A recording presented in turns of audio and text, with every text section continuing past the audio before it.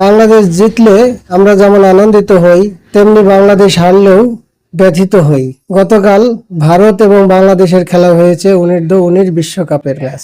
বাংলাদেশের জেতা উচিত ছিল এই ম্যাচটি, কিন্তু এই যে গোলগুটির খেলা, হার জিত নিয়েই খেলা, এটা মেনে নিতেই হবে।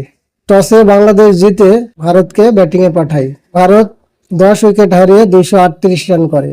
পরে 20টি বিঘ্নিত ম্যাচে বাংলাদেশের টার্গেট দাঁড়ায় 29 ওভারে 165 রান। সেই রান তাড়া করতে নেমে 20 ওভারে 102 রান করে 2 উইকেট হারিয়ে, কিন্তু তারপর থেকেই মাত্র 44 রান করতে বাংলাদেশের 8খান উইকেট চলে যায়। এটা বাংলাদেশ ক্রিকেটে সাধারণত প্রায় দেখা যায়। বাংলাদেশের বোলার আলী ফাহাদ তিনি 5টা উইকেট শিকার করেছেন, খুব ভালো বল করেছিলেন। এবং ব্যাটিংয়ে অধিনায়ক আজিজুল হাকিম তিনি 50 রান করেছেন।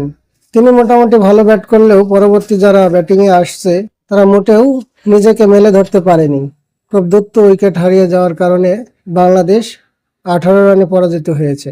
তো সব মিলিয়ে ম্যাচটি দেখে কষ্ট লেগেছে, কারণ নিজের দেশ হেরে গেলে তো কষ্ট লাগবেই। তো তোমরা যারা দেখেছো বন্ধুরা, ম্যাচটি সম্বন্ধে আমার ভিডিওর কমেন্ট বক্সে জানাও। আর আমার ভিডিও যদি তোমাদের ভালো লাগে বন্ধু, চ্যানেলটি সাবস্ক্রাইব করো, ফেসবুক টিকটক হলে ফলো দাও। তোমরা সবাই ভালো থাকো বন্ধু। আসসালামু আলাইকুম।